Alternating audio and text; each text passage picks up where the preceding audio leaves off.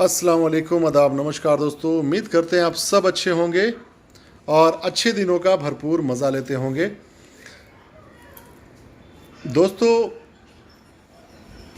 आज लाइव में 2-3 पॉइंट्स पर बातें होंगी जो बहुत ही महत्वपूर्ण बात है। पहली बात तो ये जिस पर हम लोग बात करेंगे वो ये कि जो गुजरात के बंदरगाह पर, पोर्ट पर, अडानी के पोर्ट पर 9,000 करोड़ रुपए का ड्रग्स बरामद हुआ है। आखिर उस ड्रग के पीछे का जो मास्टरमाइंड है वो कौन है, और क्या ऐसा संभव है कि इस देश के आईबी को और हमारे देश के बड़े बड़े नेताओं के बगैर इजाज़त के, बगैर उसके मिली भगत के इतना बड़ा कंसाइनमेंट, इतना बड़ा जखीरा ड्रग्स का वो हमारे देश में आ सकता है। आपको याद होगा जब सुशांत सिंह राजपूत की मौत हुई थी और उनसे जुड़ी हुई उनकी जो महिला मित्र थी, उनके ऊपर में किस तरीके से मीडिया ट्रायल किया गया था, किस तरीके से उनके खिलाफ में एक प्रोपेगेंडा रचा गया था, किस तरीके से इस देश के अंदर में खासकर रिपब्लिक चैनल जो चिल्लाता रहता था मुझे ड्रग्स दो, ड्रग्स दो, ड्रग्स दो करके इस तरह का ड्रामा किया करता था। आज वो सभी लोग खामोश हैं। इस बात को समझने की आवश्यकता है दोस्तों। बहुत ही गंभीर मुद्दा है, बहुत ही समझदारी से आपको समझने की ज़रूरत है कि जिस देश में इतनी बड़ी घटना घटी हो जिससे पूरा देश तबाह हो सकता है, इतने बड़े हज़ारों टन की संख्या में जब ड्रग्स बरामद होता है, किसी भी मीडिया में ट्रायल नहीं होता है, किसी भी मीडिया हाउस में बैठकर प्राइम शो में डिबेट नहीं होता है, कोई भी सत्ताधारी नेता आकर दलाली की में जो बात सुशांत सिंह राजपूत के वक्त में करते थे, क्योंकि उस वक्त बिहार का इलेक्शन था, तो जाहिर सी बात है बिहार को सहानुभूति दिखाने के लिए जिस तरीके से इन लोगों ने पटना के उस युवक सुशांत सिंह राजपूत के मौत का इन लोगों ने ड्रामा किया था, जिस तरीके से अफसोस का इन लोगों ने ड्रामा किया था, आज वो चीज़ देखने को नहीं मिलेगा। सुशांत सिंह राजपूत का मामला आपको याद होगा, उसमें कुछ ग्राम जो है ड्रग्स पाया गया था, तो उसको लेकर कितना ड्रामा, कितनी बड़ी मतलब टीम को खड़ी कर दी गई थी कि यहाँ पर ड्रग्स की डीलिंग हो रही है, किसका किसका नाम है, किसका किसका व्हाट्सएप ग्रुप है, तमाम बातों पर बात हो रही थी। लेकिन आज इनके बाप का जो है नाम है उस पोर्ट पर, तो किसी भी मीडिया हाउस से ये बात नहीं निकल कर आ रही है कि अडानी के पोर्ट पर किस तरीके से अफगानिस्तान से 9,000 करोड़ रुपए, बाप रे बाप बहुत बड़ा अमाउंट होता है ये, 9,000 करोड़ रुपए का ये जो ड्रग्स है वो हमारे देश के बॉर्डर में कैसे आया, वो भी गुजरात जो बीजेपी शासित राज्य था। अब यहां पर 2 सवाल मैं आप लोगों से करना चाहता हूं। पहला सवाल तो ये, सोचिए कुछ समय के लिए सोचिए कि अगर ये कांड किसी गैर भाजपा शासित राज्य में हुआ होता, अगर ये कांड बॉर्डर के ही किसी स्टेट में जैसे कि राजस्थान में या फिर पंजाब में हुआ होता, तब क्या होता इस देश के अंदर में, मीडिया घरानों में क्या ड्रामा चल रहा होता। इसके बारे में आप लोग जरा गौर करके सोचिए और बताइएगा, और कमेंट में बताइएगा कि क्या हो इस देश की दलाल मीडिया इतनी खामोशी से बैठती। मैं ये फिर सवाल करना चाहता हूं इस देश के तमाम उन दलालों से, उन गोदी मीडिया वालों से कि क्या आप इस तरह के घटना में, अगर ये गैर शासित जो बीजेपी गैर शासित राज्य हुए होते, यानी कि ऐसे राज्य जहां पे कांग्रेस की सरकार होती, क्या ये इतने खामोशी से बैठते? क्या नरेंद्र मोदी के राज्य में जहां से ये चीफ मिनिस्टर होकर आए हैं, इतनी बड़ी घटना को अंजाम देने की हिम्मत किसके हो गई, और वो भी ये जानते हुए कि बीजेपी की शासन है वहां पर। अब आप समझिए कि क्या इस देश के अंदर में लॉ एंड ऑर्डर, अब चेहरा देख के उस पर बातचीत होगी। दूसरा पॉइंट जो मैं आप लोगों के सामने रखने वाला हूं ये है कि देखिए प्राइवेटाइजेशन कितनी खतरनाक चीज है। इसी बात को लोगों को समझने की आवश्यकता है, और इसी बात पे लोग डिबेट करते हैं, बताने की कोशिश करते हैं कि प्राइवेटाइजेशन बहुत ही खतरनाक चीज है। सबको पता है कि इस देश के बड़े बड़े मीडिया घराने जो हैं वो लगभग इस देश के बड़े बड़े उद्योगपतियों के घर की मतलब कि शोभा बन चुकी हैं, ठीक है। यानी उन लोगों ने खरीद रखा है, चाहे वो रिलायंस कंपनी हो, चाहे वो अडानी हो, चाहे वो अंबानी हो, उन लोगों ने बड़े बड़े मीडिया हाउस को खरीद रखा है, अपने घर की बपौती बना रखी है। सोचिए जब आज एक इतनी बड़ी घटना जो हमारे देश को पूरे तरीके से झंझोर देना चाहिए था, 9,000 करोड़ रुपए का ड्रग्स जो हमारे बॉर्डर पे, हमारे देश के अंदर में अडानी के पोर्ट पे आ जाता है, इसमें कौन वैसे लोग हैं जो खामोशी बरते हुए हैं, और कितनी ये बात खतरनाक है सिर्फ इस डर से कि देश का जो बड़ा बड़ा उद्योगपतियों का जो घर है वो इसमें इन्वॉल्व है, मतलब उनका पोर्ट है ये, उसका बंदरगाह है। जैसे अडानी का ये बंदरगाह है, और भाजपा शासित राज्य है।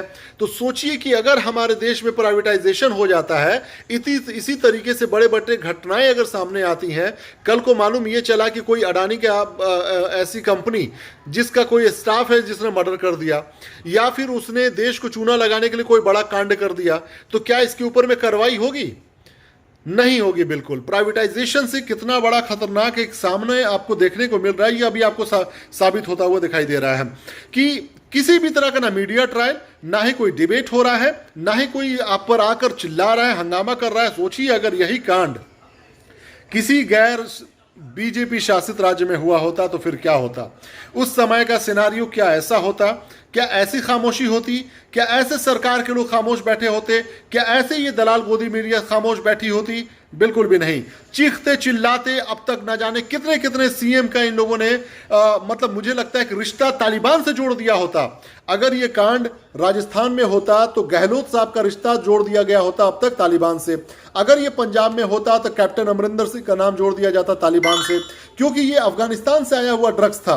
और ये ड्रग्स का जो इतना बड़ा जखीरा, जिसका लगभग दाम जो है 9,000 करोड़ रुपए है। 9,000 करोड़ मतलब कि 1 करोड़ लोगों को 9,000 रुपया दिया जा सकता था, उनकी जिंदगी बेहतर गुजर सकती थी कई महीनों तक। इतने बड़े तादाद में एक ड्रग्स हमारे देश में आ जाता है, इसके ऊपर में कोई चर्चा नहीं हो रहा, कोई बात नहीं हो रही है। बिल्कुल शैलेश भाई, बिकाऊ मीडिया और से और क्या उम्मीद किया जा सकता है? देश को बर्बाद कर रहे हैं, बिल्कुल इसमें कोई शक की बात नहीं है।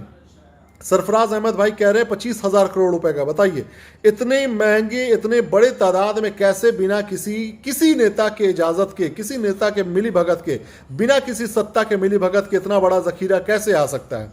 इस पे कोई चर्चा नहीं हो रही है। प्राइवेटाइजेशन का इस पर असर देखिए क्या है। सबको पता है कि इस देश की बड़ी बड़ी मीडिया है वो उद्योगपतियों की संपत्ति बन चुकी है, चाहे वो अडानी भी। आज नकल देखिए, एक चीज देखने को मिला सामने। एनडीटीवी को सब लोग जानते हैं, एक ईमानदार और ऑनेस्ट पत्रकारिता के लिए जाना जाता है। एनडीटीवी पर बात ये चल रही थी, ये अफवाह फैल रही थी कि एनडीटीवी को अडानी ग्रुप जो है वो मतलब उस पर उनका आधिकारिक रूप से अधिकार हो जाएगा, वो खरीदने के उस पर तैयारी कर रहे हैं। ये अफवाह थी, ये बातचीत चल रही थी। और तभी ये खबर आई मार्केट में, जिस एनडीटीवी का शेयर बाजार में, उनका जो शेयर मार्केट में उनका दाम है 35 रुपए था, जिस पर 35 रुपए था, और आज की तारीख में वो 100 रुपए के करीब है। इन देश में पैसा वाले इस देश को चला रहे हैं, मीडिया वाले बहुत ही कम बचे हुए हैं जो ईमानदारी से देश की सेवा करेंगे। अब आप इस बात से समझ लीजिए कि ये सेवा नहीं कर रहे हैं ये मीडिया वाले। ये बात साबित करता है कि इस देश में मुद्दा कोई मायने नहीं रखता है। इस देश में यही मायने रखता है कि ये जिसकी दलाली कर रहे हैं वो किस बात से खुश हो रहे हैं, ये जिसका तलवा चाट रहे हैं वो किस बात से खुश हो रहे हैं, और जो सत्ता में बैठे हुए दलाल हैं इन बड़े बड़े उद्योगपतियों को, उनको कैसे खुश करना है, उस पर ये काम कर रहे हैं। वरना सोचिए यही घटना जो आज एक आपने देखा होगा ना, एक बाबा हैं जिनकी आत्महत्या हो जाती है, तो आपने देखा कि एक आत्महत्या वही सुशांत सिंह राजपूत, जिस पे पूरा देश हंगामा देख रहा था, ड्रामा देख रहा था, कई महीनों तक रिपब्लिक और ना जाने तमाम गोदी दलाल मीडिया ने ड्रामा काटा था। लेकिन आज वहीं पर एक ऐसा बाबा, एक ऐसा साधु जिसने आत्महत्या कर लिया, उस पर कोई चर्चा नहीं हो रही है। सोचिए अगर यह घटना मुंबई में हुई होती तो उद्धव ठाकरे आज फांसी पर चढ़ गए होते इन मीडिया वालों के जरिए। सोचिए जो घटना गुजरात में हुई है, 9,000 करोड़ रुपए का ड्रग्स जो पकड़ा गया, अगर वो गुजरात के अलावा मुंबई में हुआ रहता, बिहार में हुआ रहता, बिहार भी छोड़िए, यहां पर भी भाजपा और जदयू की सरकार है, राजस्थान में हुआ रहता, पंजाब में हुआ रहता या केरल में हुआ रहता, तो आज पूरा देश जल रहा होता। मीडिया वाले आग लगा रखे होते, आतंकवादियों से नाम जोड़ दिया गया होता, तालिबानियों से नाम जोड़ दिया गया होता। लेकिन आज ये मामला नरेंद्र मोदी जी के शहर का है और अडानी के पोर्ट का है, इसीलिए कोई चूं-चा नहीं हो रही है, कहीं पे कोई खबर नहीं आ रही है। ये कितने बड़े दोगलेपन की निशानी है, ये कितने बड़े झूठे लोग हैं, ये कितने बड़े मक्कार लोग हैं। इनका हिंदुत्व इस बात पे नहीं जागता है कि कोई बाबा अपनी ईमानदार सोच की वजह से आत्महत्या कर लेता है और नाम भी लिख के जाता है। आने वाले कल का वो रामदेव बाबा है, आपको याद होगा राजीव दीक्षित जी की भी कहानी कुछ ऐसी ही थी। वो सरकार के उन तमाम काले चिट्ठे को खोल रहे थे और अचानक से उनकी मौत हो जाती है। लोग बताते हैं हार्ट अटैक हुआ है, लेकिन बहुत सारे लोग जो हैं, जो कंस्पायरेसी थ्योरी पर स्टडी करते हैं, वो तमाम लोगों ने बताया कि ये इनकी हत्या की गई है। उसी तरीके से जो एक और बाबा की आत्महत्या की खबर आ रही है, उससे ये बात पता चलता है कि किस तरीके से एक नया रामदेव बाबा पैदा होने जा रहा है, जो ऑस्ट्रेलिया में भी गिरफ्तार हो चुका है, यहां भी गिरफ्तार हो चुका है। आने वाले कल का वो दलाल बन जाएगा, किसी ना किसी का पैसा देने वाला, सत्ता में लोगों को जमाने के लिए वो तमाम कामें करेगा। बिल्कुल हुजैफा भाई, ये यही सच्चाई है।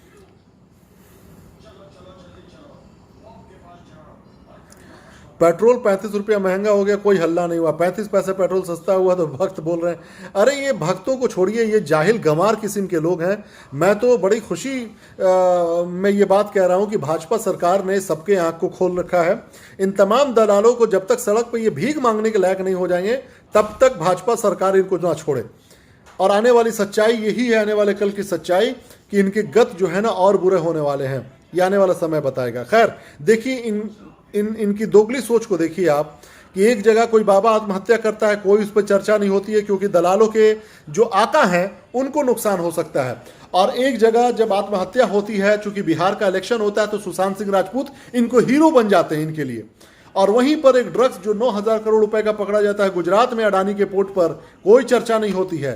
वहीं पर पाल घर की जो घटना होती है मुंबई में, तो वहां पे उद्धव ठाकरे विलन बन जाते हैं। यूपी में आए दिन बलात्कार और बच्चियों के बलात्कार करके जला देने की घटना होती है, कोई चर्चा नहीं होती है।